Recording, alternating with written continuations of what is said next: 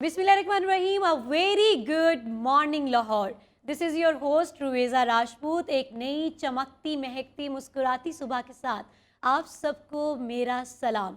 उम्मीद करती हूँ कि आप सब मज़े में होंगे और सर्दी तो यकीनन आपको बहुत ज़्यादा लग रही होगी और हो सकता है कि आप लोग आए दिन ऑफ कर रहे हो अपनी ड्यूटी से, लेकिन मैं अपनी ड्यूटी पर आ चुकी हूँ। मौसम की तरफ आपको लेकर चलते हैं, अपडेट आपको देंगी। हमारे साथ मौजूद हैं फ़ाहिरा। जी, शहर लाहौर के मौसम की बात करें तो शदीद धुंध के बाद जो सर्दी की शिद्दत है उसमें काफ़ी इजाफा महसूस किया जा रहा है। दर्जा हरारत जो शहर का कम से कम है 8 डिग्री सेंटीग्रेड रिकॉर्ड किया गया और ज़्यादा से ज़्यादा जो दर्जा हरारत है 22 डिग्री सेंटीग्रेड तक रहने के इम्कान है। दर्जा हरारत में भी वाज़ह कमी के बाद जो सर्दी है उसकी शिद्दत में काफ़ी इजाफा महसूस किया जा रहा है। महकमा मौसमियात के मुताबिक आइंदा 24 घंटों के दौरान बारिश की तो कोई पेशगोई नहीं की गई, लेकिन आइंदा दिनों में जो मौसम है मज़ीद खुश्क और सर्द रहने की पेशगोई की गई है। धुंध की भी पेशगोई की गई है। हवा में जो नमी का तनासब है वो 85% रिकॉर्ड किया गया और 3 किलोमीटर फी घंटा की रफ्तार से हवाएं चल रही हैं। खुश्क सर्द हवाएं चलने से भी मौसम में काफ़ी तब्दीली महसूस की जा रही है। इसी तरह फ़िज़ाई आलूदगी की अगर बात की जाए तो शहर का औसत एयर क्वालिटी इंडेक्स 317 रिकॉर्ड किया गया है। फ़िज़ाई आलूदगी की फ़हरिस्त में मुसलसल जो लाहौर शहर है दिन ब दिन ख़तरनाक हद तक बढ़ता जा रहा है। पहले नंबर पर लाहौर शहर बराजुमान है। फ़िज़ाई आलूदगी बढ़ने की वजह से भी काफ़ी मुश्किलात का सामना दरपेश है। ख़तरनाक किस्म की जो बीमारियाँ हैं वो भी बढ़ती जा रही हैं। शहर लाहौर की फ़िज़ा में सांस लेना भी मुश्किल हो गया। तिबी माहिरीन का कहना है कि शहरी बिला ज़रूरत घरों से बाहर ना निकलें, गैर ज़रूरी सफ़र से गुरेज करें, ज़ाती तदाबीर पर अमल दरामद रहें, मास्क और चश्मे का इस्तेमाल यकीनी बनाएं। जी, वाक़ई में मौसम की अगर हम बात करें तो मौसम अच्छा भी लगता है आपको। दिसंबर के जो 10 डेज़ होते हैं लास्ट के, उसमें आप इंतज़ार कर रहे होते हैं कि जी कब आपको बहुत स्नो नज़र आए, फोगी फोगी सा वेदर मिले और आप अपनी विंटर की अच्छी सी कलेक्शन को वियर कर सकें, आपको मौका मिले। लेकिन ये कहीं न कहीं जो है आपके लिए ख़तरनाक भी बन जाता है, क्योंकि आप देख रहे हैं कि स्मोक जो है बहुत ज़्यादा हो गई है और उसमें मुख्तलिफ़ बीमारियों का लोग शिकार हो रहे हैं। ज़्यादातर आपको गले ख़राब हो रहे हैं, बुखार हो रहा है या आइस में भी कभी कभी प्रॉब्लम हो जाता है। हम अपनी टॉप स्टोरीज़ के जानिब आते हैं। सबसे पहले हम प्रोग्राम का आगाज़ करेंगे दुख्तरे मशरिक़ शहीद मोहतरमा बेनज़ीर भुट्टो की आज 16वीं बरसी मनाई जा रही है। ये जी 16वीं योम शहादत इनकी गरी खुदा बख्श में इनकी जलसे की तैयारी की जा रही है। अजीम खातून की अगर हम बात करें तो इनको बेशुमार अदवार का सामना रहा। वालिद को फांसी दे दी गई, भाइयों को कत्ल कर दिया गया, लेकिन अजीम खातून एक अजीम लीडर बेनज़ीर भुट्टो की अगर हम बात करें तो वो अपनी कौम की खिदमत करने से बिल्कुल पीछे ना हटी। मुस्लिम दुनिया की अगर हम बात करें तो उसमें ये पहली वज़ीर आज़म रही, 2 बार पाकिस्तान की वज़ीर आज़म मुंतखब हुई और आज भी आवाम में इनके मदाहों में इनके पार्टी के वर्कर्स की आप बात कर लें या फिर अब मदाहों की हम अगर बात करें दोबारा से, तो वो तमाम लोग आज भी इनके नारों को याद करते हैं, उनकी कही बातों को याद करते हैं और पीपल्स पार्टी से कहीं ना कहीं जुल्फ़िकार अली भुट्टो साहब से या फिर बेनज़ीर भुट्टो साहिबा के से उम्मीदें लगाए बैठे हैं। इनको जिला वतनी का भी सामना रहा। 2007 में ये एक बार जब इन्होंने प्लान किया लाहौर वापस आने का, तो इनके जो इनका जो इनको वेलकम किया गया उसमें इन पे हमला, वहाँ पर आवाम पर हमले किए गए और उसके बाद लास्टली जब ये वापस आई 2007 में 27 दिसंबर को, तो तब हमने अपनी एक अजीम लीडर को खो दिया। इन पे जानलेवा हमला किया गया जिसके बाइस इनकी जान चली गई। हम नेक्स्ट टॉप स्टोरी की जानिब आते हैं। जी, मैं बात कर रही हूँ आयशा खान की। बहुत ही हमारी नामवर अदाकारा है, किसी भी तारुफ की मोहताज नहीं है, अपनी खूबसूरती और अपनी अदाकारी की वजह से जानी मानी जाती हैं। अदाकारा ने अपने सोशल मीडिया अकाउंट पर एक वीडियो शेयर किया जिसमें देखा जाता है कि कालीन है उनके पास जो जला हुआ है, उसको वो हटाती हैं तो कालीन का टुकड़ा, जला हुआ टुकड़ा उनके पाँव से जो है टच होता है, जिससे वो पीछे हो जाती हैं एकदम से। इस वीडियो को शेयर करते हुए आयशा खान ने अपने जो है कैप्शन में वीडियो लिंक के लिखा है कि अदाकारी उस कदर आसान नहीं है जिस कदर लगता है। डायरेक्टर के एक्शन कहने पे हम फ़ौरन ही रेडी हो जाते हैं और हमें अपना अच्छा परफॉर्मेंस देना होता है कि भाई हम कुछ भी बस करना है और शो करना है कि we are a good performer. और उस पे बिल्कुल मालूम नहीं होता है कि नेक्स्ट क्या होने वाला है। और ये अल्लाह सुब्हान व तआला की ज़ात है जो हमें अपने हिफ्ज़ व अमान में रखती है, लेकिन हमें अपने नेक्स्ट मिनट का बिल्कुल मालूम नहीं है। नेक्स्ट जी टॉप स्टोरी की जानिब चलते हैं हम जी, वो है अमेरिकन एक्टर मैथ्यू पेरी की। मैथ्यू पेरी की जो सडन डेथ थी उसके हवाले से हम बात करेंगे कि उसकी वजह जी है वो सामने आ गई है कि वो उनकी डेथ आखिर क्यों हुई थी। एनेस्थीसिया की जो है दवाई की ज़्यादती की वजह से जी उनकी डेथ हुई है। पोस्टमार्टम रिपोर्ट में ये आया है कि वो मेडिसिन यूज़ करते थे जिसकी वजह से, और ये मेडिसिन के बारे में अगर मैं बताती चलूँ तो डिप्रेशन में या किसी भी दिमागी अमराज के अगर जिन लोगों को होता है वो लोग इसको इस्तेमाल करते हैं। और मैथ्यू के हवाले से मैं आपको बताऊं कि अमेरिकन सीरीज़ फ्रेंड्स के ये एक नुमाया और बहुत ही फेमस कैरेक्टर थे। अपना इन्होंने उसमें कहले नाम मनवाया और उसी के कैरेक्टर की खास कैरेक्टर की वजह से ये जाने माने जाते थे। ये चार दोस्तों की एक कहानी थी जिसको बेशुमार अवार्ड्स मिले और इसी वजह से ये बहुत ज़्यादा मशहूर थे। हम एक छोटे से ब्रेक पे वापस आते हैं। स्टे विद अस।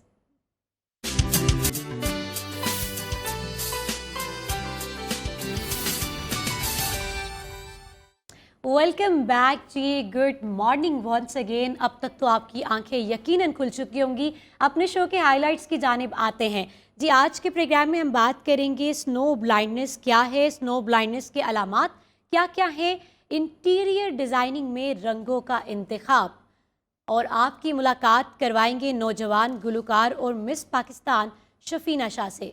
और आपका आज का दिन कैसा रहेगा। हम अपने प्रोग्राम के पहले सेगमेंट हेल्थ एंड फिटनेस की जानिब आते हैं, जिसमें हम आज बात करने वाले हैं स्नो ब्लाइंडनेस के हवाले से। ये अमूमन आप कह सकते हैं कि बर्फ़ानी इलाकों में होता है, सर्दी में ज़्यादातर ये डिसीज़ होती है। और इसमें आपको क्या महसूस होता है कि आँखों में आपको दर्द होती है, सर में भी दर्द शुरू हो जाती है, आँखों से पानी निकलना शुरू हो जाता है और आपको सन ग्लासेस समटाइम यूज़ करना होती हैं। और इसके हवाले से मज़ीद तर हम जानेंगे।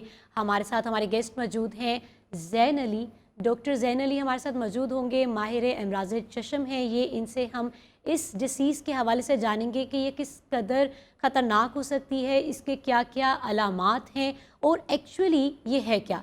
अस्सलाम वालेकुम सर, कैसे हैं आप? जी अस्सलाम वालेकुम, thank you very much for having me on the show.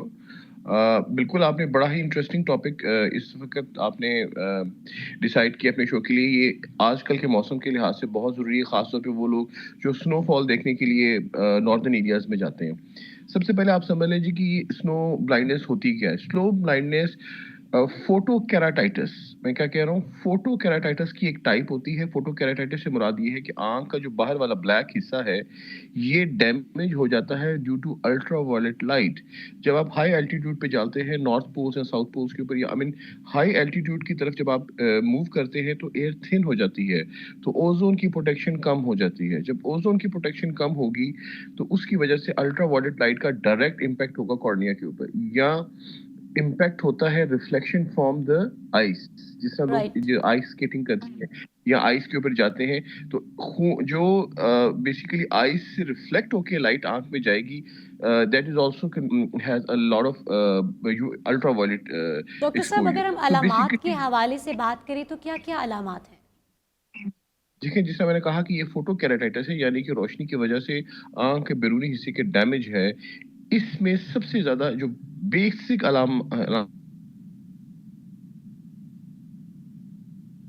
Patient से आंख नहीं खुलती, उसकी आंखों में बेतहाशा दर्द होती है, उसको आंख हाँ। खोलने में मसला होता है, उसकी आंख में उलझन आ जाती है, उसको ब्लर नजर आता है। और ये is a kind of temporary blindness. ये टेम्परेरी ब्लाइंडनेस हो जाती है, पेशेंट आंख नहीं खोल सकता, उसको नजर नहीं आ रहा तो धुंधलाहट हो रही होती है, लेकिन ये रिवर्सिबल है, ये वापस ठीक हो जाता है। ठीक है। और इसमें सबसे ज्यादा जरूरी बात आप ये समझ लें कि इसमें प्रोटेक्शन ज्यादा जरूरी है। ये इसी तरह ही राइट। है, आपको मैं समझाने के लिए मैं आपको यूँ समझाता हूँ, व्यूअर्स के लिए जो इस वक्त हमारे देख रहे हैं, कॉमन जो इसमें समझ रहे हैं कि जिस तरह अल्ट्रा वायलेट लाइट जो आप वेल्डिंग में इस्तेमाल करते हैं, जिस तरह वेल्डिंग की लाइट डैमेज करती है कॉर्निया को, आप देखिए, आप वेल्डिंग की लाइट से पहले आप नोट करेंगे प्रोटेक्टिव गॉगल्स पहनते हैं, शील्ड लगाते हैं, बिकॉज़ वो फोटो केराटाइटिस अगेन वही अल्ट्रावायलेट लाइट जिस तरह डैमेज होती है वही डैमेज कर सकती है आगे कॉर्निया को। तो इसी तरह आपको जिस तरह मैं समझा रहा हूँ कि हम्म, इसके अंदर सबसे ये ज़रूरी किन बात जो है ना वो वजूहात ये की है वजह से होती है? वजूहात बताइएगा, किन वजूहात से जी, होती है? अल्ट्रा वायलेट लाइट अनप्रोटेक्शन, बगैर प्रोटेक्शन के कॉर्निया के ऊपर यूवीए जो है, और अल्ट्रा वायलेट लाइट की 3 टाइप्स होती हैं, एबीसी, जिसमें सबसे ज्यादा इंपॉर्टेंट जो है वो यूवीए है। वो आंख डैमेज करती है, वो आंख की बाहर वाली सतह को उसमें छोटे छोटे छोटे छोटे छोटे छोटे जख्म बना देती है, बर्न्स पैदा कर देती है, जिसे बर्न नहीं कहते, ओके, जब जल जाते, तो माइक्रो राइट। बर्न्स होते हैं, वो माइक्रो इरोजन्स होती हैं बेसिकली। और वो माइक्रो इरोजन्स जो है उसकी वजह से इरिटेशन होती है, उसकी वजह से डिफिकल्टी इन ओपनिंग होती है, आंख की लाइट और क्वालिटी ऑफ विजन खराब हो जाती है। डॉक्टर साहब, इसके लिए कोई बताइएगा कि क्या इसकी ट्रीटमेंट्स हो सकती हैं और किस तरह से इससे बचा जा सकता है? बहुत अच्छी बात आपने की। सबसे पहले जो इसमें इम्पोर्टेंट चीज़ होती है कि आपने एक्सपोज़र को ख़त्म करना है, एक्सपोज़र से निकल आना है। सपोज़ अल्ट्रावायलेट एक्सपोज़र हो चुका हुआ है या पेशेंट को उसने अब्ज़ॉर्ब कर लिया अल्ट्रावायलेट, तो अपने अगर सपोज़ आप पहाड़ी इलाके की जैसे पे, तो you have to avoid yourself कि उसमें आपको डायरेक्ट एक्सपोज़र ना हो। प्रोटेक्शन फ्रॉम द सनग्लासेस, आँखें बंद रखनी है। ट्राई टू अंडरस्टैंड, इसमें आपने रेस्ट करना होता है, आँखें खुली नहीं जा सकती। पेशेंट खोलने की ओके, कोशिश करता है पर उसकी आँखें खुल नहीं रही होती, तो आपने आँखें बंद रखनी है, इसमें रेस्ट करना है। पेशेंट की सर में दर्द हो रही होती है, उसको कोई एनेस्थेट यानी कि पेन किलर देकर, 7 टॉपिकल ड्रॉप्स इसमें एंटीबायोटिक और 7 आर्टिफिशियल टीयर्स देके पेशेंट को रेस्ट का एडवाइस किया जाता है। पेशेंट से कहते हैं कि आप लेट जाएं और आंखें बंद रखें। जितनी ज्यादा आप देर के लिए आंखें बंद रखेंगे, एक्सपोजर कम होगा, जो केराटाइटिस हुआ और जो फोटो डिस्ट्रक्शन हुई उसको टाइम लगेगा हीलिंग का। वो तभी हील करेगा जब आप उसको आंखें बंद करेंगे। ठीक डॉक्टर है। साहब मुझे ये बताइएगा कि ये किस टाइप के जो पेशेंट्स हैं उनको ज़्यादा इफ़ेक्ट करता है? जैसे कि कुछ लोगों की आईसाइट ऑलरेडी ख़राब होती है या फिर कुछ लोगों की आइज़ बहुत सेंसिटिव होती हैं, तो कौन से ऐसे लोग हैं जिनको ये जल्दी इफ़ेक्ट कर सकता है? देखिए मैडम, ये तो आप बात समझ लें कि जो बंदे का भी अनप्रोटेक्टेड एक्सपोजर होगा अल्ट्रावायलेट लाइट से और ज्यादा एक्सपोजर होगा, वो कोई भी हो, खला उसको ऐनक लगी हुई नहीं लगी हुई, हाँ ऐनक वगैरह ये जो किसी ने ग्लासेस पहने हुए हैं और उसके अंदर उसने फिल्टर लगाया हुआ है, जिससे सन ग्लासेस आते हैं यूवी प्रोटेक्शन के लिए, जिसमें आप जाते हैं, या जो स्केटर्स होते हैं उन्होंने आंखों के ऊपर बड़े हैवी किस्म के डार्क शेड्स पहने होते हैं, वो बेसिकली क्या होता है, यूवी प्रोटेक्शन दे रहा होता है, जो आपको अल्ट्रावायलेट लाइट रिफ्लेक्ट होकर या डायरेक्ट ओजोन से अनप्रोटेक्टेड सन रेज आंख के अंदर जा रही है उसको रोकने के लिए इस्तेमाल होता है। सो ये प्रोटेक्शन जी है, इसमें सबसे जरूरी है। आप समझ रहे हैं मेरी बात को कि राइट, प्रोटेक्शन इज मतलब द मर्द मोस्ट हजरात में और इम्पोर्टेंट। ख़वातीन दोनों में ये इफ़ेक्ट होता है बराबर। इक्वली इक्वली वो लाइट है ना, it is going to go and disturb your cornea, that's it. सही हो गया। अच्छा, हमें ये बताइए कि हम इसको आसान अल्फाज में, आसान फ़हम, कि किस तरह से इसको खुद को बचाया जा सकता है और कौन से ऐसी कोई मेडिकेशन बता दीजिए कि जो आप अगर कहीं नॉर्दर्न इंडिया एरियाज़ के लिए जाते हैं विज़िट के लिए, टूर के लिए, तो आप कोई ड्रॉप अपने साथ रखें। ग्लासेस तो यूज़ करते इसमें हैं लोग। बिल्कुल, इसमें एंटीबायोटिक्स का रोल होता है और आर्टिफिशियल टीयर्स का, बिकॉज़ जो ज़ख्म बनते हैं उसको हमने प्रोटेक्ट करना होता है कि उसमें खुदा न खास्ता इन्फेक्शन ना हो जाए, और इन्फेक्शन के साथ फिर बाद में खुदा न खास्ता कोई अल्सर ना डेवलप हो जाए। So antibiotic drops, topical antibiotic drops जो प्रिजर्वेटिव फ्री हो, साथ आर्टिफिशियल टीयर्स, सनग्लासेस, सबसे इंपॉर्टेंट इसमें सनग्लासेस होते हैं, UV protective glasses, UV protective gears. और अगर किसी ने स्कीइंग करनी है या स्नो के ऊपर उन्होंने स्नोफॉल एंजॉय, ऑब्वियसली आजकल सीजन है स्नोफॉल एंजॉय करने के लिए लोगों ने जाना होता है, तो उसमें आपने मेक श्योर करें कि प्रोटेक्टिव गॉगल्स या सनग्लासेस लाजमी पहने।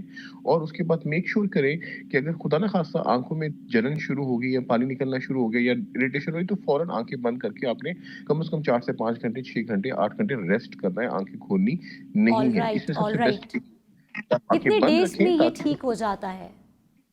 मैडम 7 टू 8 आवर्स एटलीस्ट लगते हैं, और उसमें आप आंखें बंद करके अपनी आंख को टिकोर वगैरह कर सकते हैं ठंडे किसी पानी के साथ, या मतलब उसको क्योंकि वो बर्निंग सेंसेशन आ रही है, आंखें जल रही होती है, इस तरह की फीलिंग आ रही होती है, तो पेशेंट को हम एडवाइस करते हैं कि अपनी आंखों के ऊपर वो आइस पैक से किसी तरह रख के आंखें बंद के ऊपर वो टिकोर कर सकते हैं इस चीज की, ताकि उनको अच्छा, ज़्यादा कूलिंग इसको फीलिंग अगर आए। ट्रीट ना किया जाए तो ये किस कदर खतरनाक हो सकता है? Okay, that is a good question. Normally ये सेल्फ लिमिटिंग है। सेल्फ लिमिटिंग से मुराद ये होता है कि सेल्फ हील कर जाता है, विद टाइम ये खुद ब खुद ठीक हो जाता है। ठीक है, पहली तो बात ये हम्म। समझ लें। ये वो इस तरह की बीमारी, खुदा ना खास्ता अगर इन्फेक्शन हो जाए, यूवी प्रोटेक्शन, अमन आपको इरोजन्स हो गई, अल्सर्स बन गए, स्मॉल माइक्रो डेवलपमेंट, वो आपकी सारी मसला आ गया। लेकिन अगर आपने उसकी प्रोटेक्शन ना की और वो एक दिन जिस मैं कह रहा हूँ 6 से 8 घंटों में मरीज ठीक हो जाता है, सपोजिटली राइट। खुदा ना खास्ता 6 घंटों से ऊपर चला गया, then you have to urgently seek the help of a medical or professional person। उसकी वजह ये है कि एट टाइम्स क्या होता है, खुदा न खासा अल्सर डेवलप हो सकता है, वो लॉन्ग टर्म काज कर सकते हैं। और फिर कई दफ़ा क्या होता है कि मैकुलर बर्न हो जाता है। यानी कि मैकुलर बर्न से मुराद होता है कि पेशेंट जो है वो इस तरह से उसका गेज ये होता है कि वो जो यूवी लाइट है वो पर्दे में जाके खास किस्म का बर्न प्रोड्यूस कर सकती है। वो एक खतरनाक चीज़ है, यानी कि सोलर बर्न जिसे हम अपनी जुबान में कहते हैं, क्योंकि वहाँ पे रोशनी कम है। मतलब धूप जो है जो अब हाई एल्टीट्यूड पे जाते हैं तो सूरज की तरफ एट टाइम्स सन एग्जैक्टली, गेजिंग आई हो वाज जाती है, जिसकी अबाउट वजह टू आस्क के डॉक्टर साहब, यही मैं पूछना चाह रही थी कि कौन सी ऐसी लोकेशंस हैं जिस पे ये ज़्यादा खतरनाक हो सकता है। एग्जैक्टली यही आपको बता रहा हूँ ना, जो नॉर्दर्न एरियाज हाई एल्टीट्यूड, जिसमें आपकी यूवी जो प्रोटेक्शन, यानी कि जो ओजोन लेयर है, जितना ज्यादा हाई एल्टीट्यूड पे जाते हैं 7,000 8,000 10,000 या 5-6 हज़ार, उसके ऊपर आपकी बेसिकली क्या होता है, जो एयर है वो थिन आउट हो जाती है। जब एयर थिन आउट हो जाती है तो O3 मॉलिक्यूल्स, जो ओजोन मॉलिक्यूल्स हैं, उनकी क्वालिटी भी थोड़ी कम हो जाती है, जिसकी वजह से आपको ये इफेक्ट होने का खतरा ज्यादा होता है। थैंक यू जी, थैंक यू सो मच। हमारे साथ डॉक्टर अली जैन मौजूद थे और उन्होंने हमें स्नो ब्लाइंडनेस के हवाले से आगाह किया और बहुत ही अच्छी बातें बताई कि अगर आप नॉर्दर्न एरियाज़ के लिए निकलते हैं तो अपने साथ गोगल्स रखें और आपको इससे अवेयरनेस होनी चाहिए ऐसी चीज़ों की कि आपने अपना कैसे ख्याल रखना है। अगर आप ऐसी किसी मर्ज़ में मुब्तला हो जाते हैं कि आपको आइज़ में अपने पेन फ़ील हो रही है और आँखों से पानी निकल रहा है, सर दर्द हो रहा है, ये तमाम चीज़ें इकट्ठी हो रही हैं, तो आपने क्या करना है कि आपने अपनी आँखों को रेस्ट देनी है, आइज़ अपनी क्लोज़ करनी है और बस रिलैक्स रहना है। उसमें आप कर सकते हैं कि कोई कपड़ा लेकर उसको आप मतलब टिकोर जैसे देते हैं, गर्म कपड़े से आइज़ को अपने जो है प्रेस कर सकते हैं और आपने बस आँखें बंद रखनी है। आप जितना रेस्ट करेंगे आपकी आइज़ जल्दी ठीक हो जाएंगी। एक छोटे से ब्रेक के बाद वापस आते हैं, स्टे ट्यून्ड।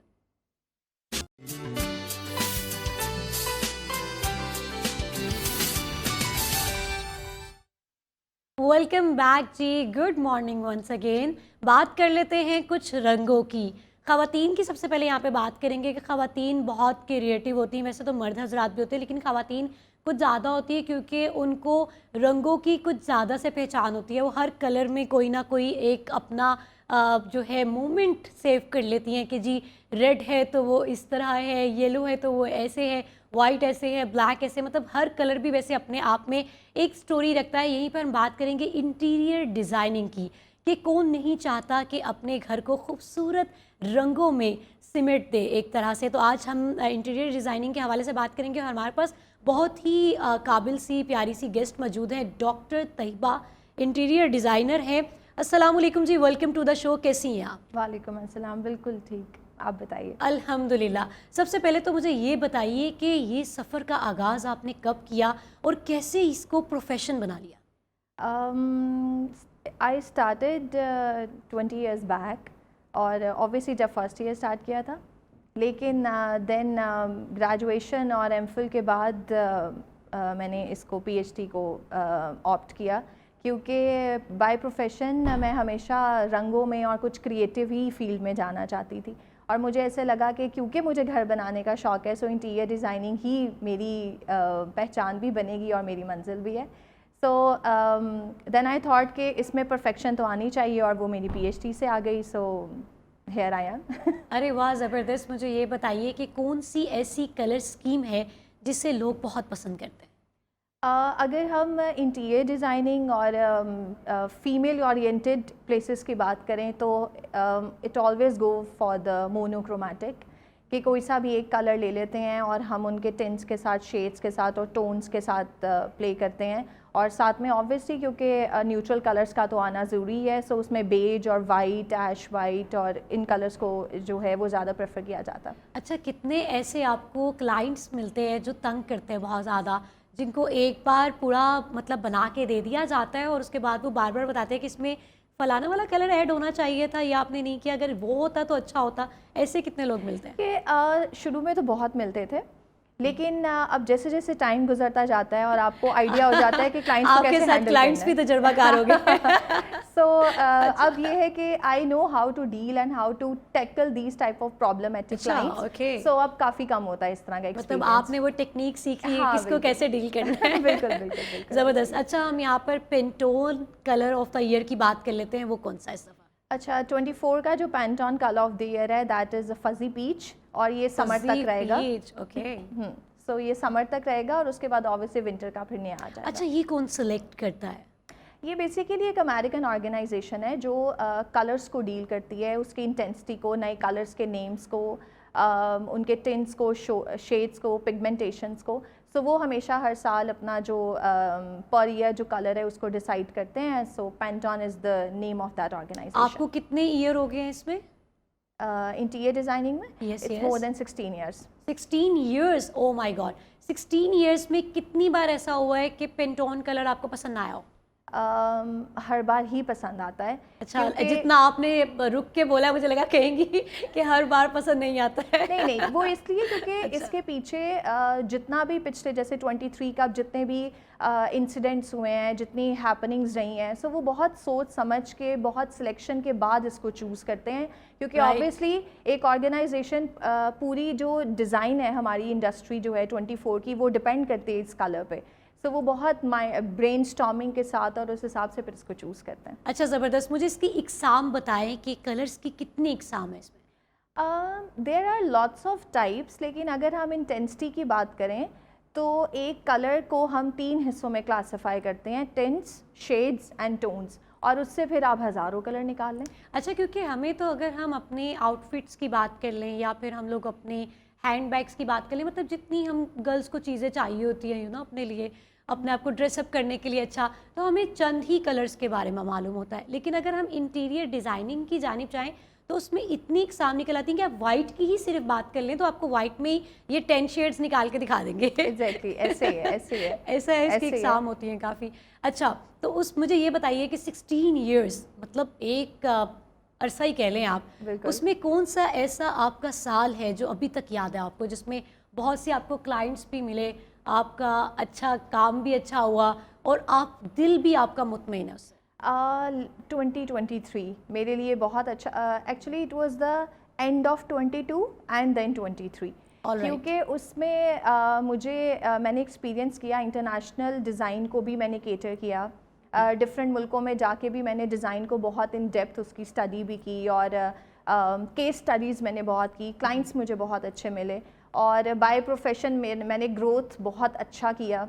और इसके अलावा ये है कि मेरे स्टूडेंट्स की बहुत सक्सेस स्टोरीज़ मुझे देखने को मिली, और अपनी सक्सेस तो थोड़ा पीछे रहती है, लेकिन जब आपके स्टूडेंट्स बहुत ग्रो कर रहे होते हैं तो वो आपके लिए बहुत प्राउड मोमेंट होता है। सो हाँ, 23 was a good year for me. अरे वाह। अच्छा, ट्रेंड के हवाले से बताइएगा कि कौन सा ट्रेंड चल रहा है कलर को लेकर? अभी तो अगर मैं बात करूँ, बिकॉज वेदर जो कंडीशंस होती हैं वो भी बहुत इम्पैक्ट क्रिएट करती हैं हमारे ट्रेंड्स पे। सो अभी क्योंकि आजकल मौसम इस तरह बहुत ठंडा है एंड ऑल, तो जो आपके टेक्सचर्स हैं उन्होंने बहुत कम बैक किया है।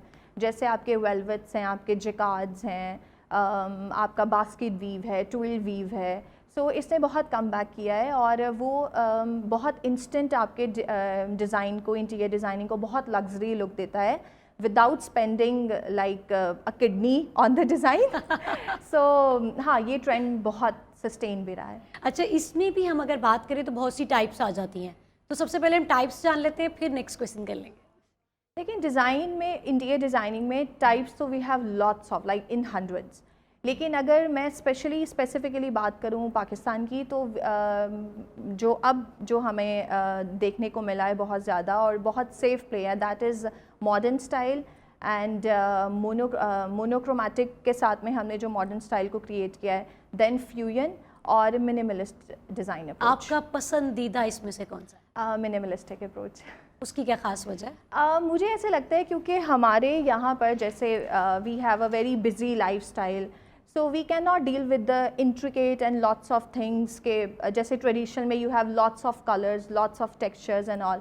सो मिनिमलिस्ट में you have very clean palette, clean palette of colours, clean palettes of lines. तो वो हमारे जो साइकोलॉजिकल इम्पैक्ट है वो बहुत अच्छा उसके साथ क्रिएट होता है। अच्छा, So, अगर इसलिए रूम मुझे की पसंद यहाँ है। पर हम तैयबा रूम की बात करते हैं कि उसको मज़ीद खूबसूरत बनाने के लिए किस कलर का इंतखाब करेंगी और क्या सजेस्ट करेंगी? मास्टर बेडरूम में always go for the tints, और जिसे आप पेस्टल कलर्स भी बोलते हैं, विद मोनोक्रोमेटिक में चले जाएं आप, और साथ में आप न्यूट्रल्स को लेके जाएं। न्यूट्रल्स में ब्लैक को इतना ज़्यादा यूज़ ना करें, अच्छा, उसकी क्या वजह actually master bedroom is all about calmness, peace. So जो ब्लैक है वो थोड़ा हाइपर एक्टिव और थोड़ा डलनेस की तरफ लेके जाता है। सो जब हम लोगों ने अपने माइंडसेट को और इमोशंस के साथ में और साइकोलॉजिकल इम्पैक्ट भी क्रिएट करना होता है, so it's better to go for the tints, pastels, और अगर हम न्यूट्रल्स की बात करें तो उसमें बेज एंड वाइट्स। अच्छा, हम फर्नीचर की यहाँ पर बात कर लेते हैं। जैसे कि फर्नीचर हम लोग एक मास्टर बेडरूम है और उसमें फर्नीचर भी तकरीबन ब्लैक विद गोल्ड है, तो उसको कैसे हम डील करेंगे? अच्छा, ब्लैक में इट्स बेटर कि फिर आप उसको प्राइमरी कलर के साथ ना डील करें, आप उसको सेकेंडरी कलर पे लेके जाएं। और प्राइमरी कलर हमेशा अगर न्यूट्रल भी रखना है तो फिर जैसे ब्लैक का ही हमारे पास टेंट आता है grey, so you can opt for that. और साथ में हम एक्सेंट कलर जो है वो हमारा गोल्ड जाएगा, और गोल्ड को हम लोग एसेसरीज़ में और कोई सी भी फिनिशिंग में, जैसे गोल्ड लीफिंग हो जाती है, सिल्वर बहुत लीफिंग हो लाइट सा जाती है, इस्तेमाल करेंगे। सो हम उसको फिनिशिंग में लेके जाएंगे। ठीक है, यहीं पर हम वाइट की भी बात कर लेते हैं। अच्छा, वाइट इज़ इंटीरियर में हम बोलते हैं कि वाइट और ऑफ वाइट जो है ये बहुत महंगा रंग है, क्योंकि इसको मेंटेन करना और इसको डील करना is a bit tricky, specially जब हमारा जो एटमॉस्फेयर है इट्स वेरी डस्टी। लेकिन ये है कि वाइट जो कलर है ये आपको बहुत सीरीन लुक देता है। सो मास्टर बेडरूम्स के लिए, स्पेशली गेस्ट रूम्स के लिए, जब आप बहुत लग्जरी लुक क्रिएट करना चाह रहे हो, so white is like big hit for you. और इसके साथ में आप येलो, लेमन येलो, ग्रेस को लेके जाएं एंड थैंक मी लेटर। अच्छा, मुझे ये बताइए कि शेड की यहाँ पे बात कर लेते हैं हम कि इंतखाब कैसे किया जाए।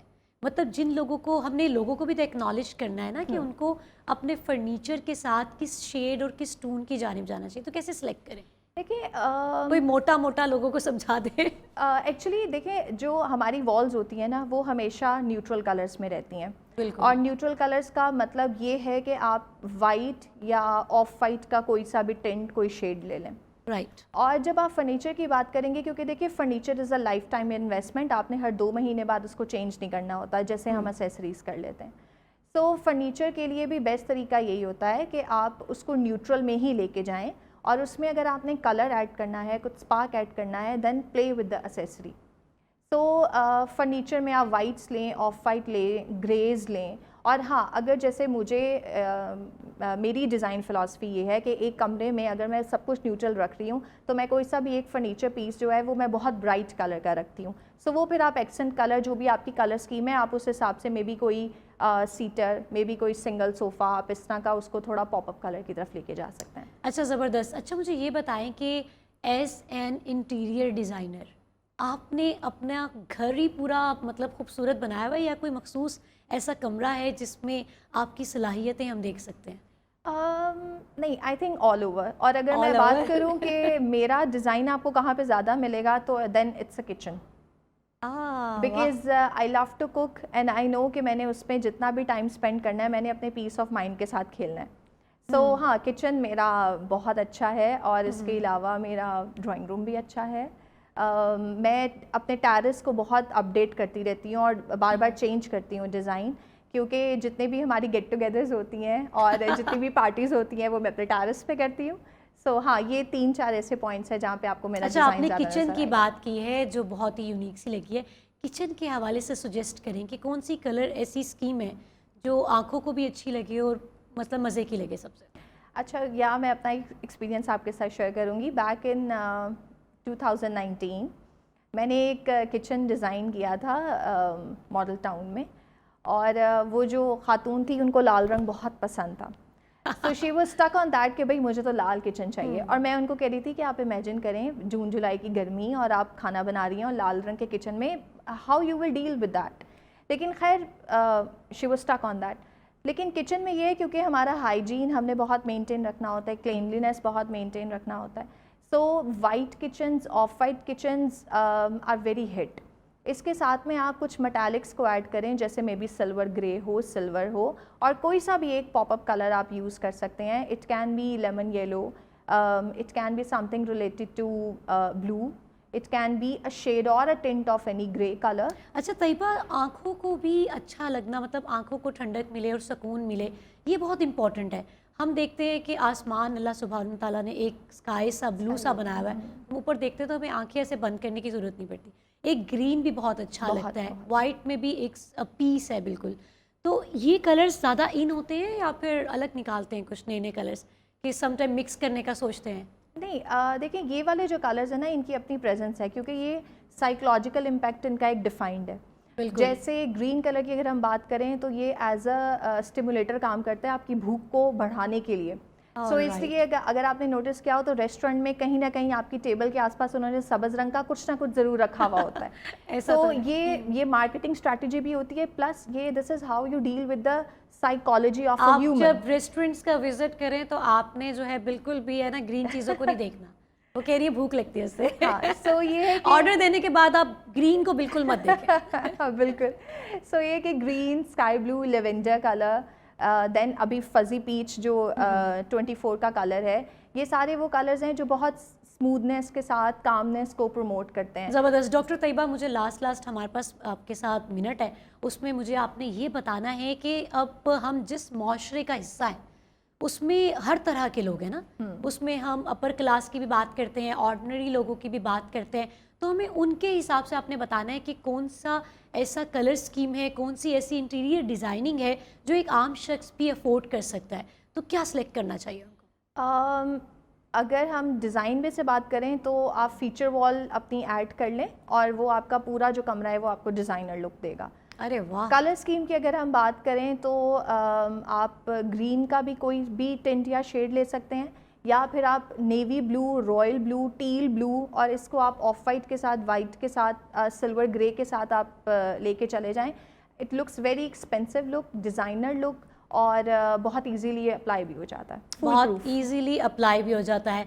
वही ज़बरदस्त. हमारे साथ डॉक्टर तैयबा मौजूद थी, इंटीरियर डिज़ाइनर हैं, और बहुत ही खूबसूरती से इन्होंने इतने अच्छे अच्छे सजेशंस भी दिए, टिप्स भी दी, और एक बात बहुत मज़े की विच इज़ के जो ग्रीन कलर है, क्योंकि मेरे रूम में बहुत से डेकोरेशन ऐसी है जो ग्रीन है, मुझे बहुत अच्छा लगता है, मेरे मिरर पे भी दिखता है, और मुझे प्लांट्स भी मेरे बहुत ग्रीन, तो मुझे बहुत अच्छा लगता है. मुझे ऐसा लगता है कि वो आंखों को बहुत प्यारा लग रहा होता है, क्योंकि ऑफ वाइट मेरी वॉल है तो उसके ऊपर वो ग्रीन बहुत प्यारा लगता है.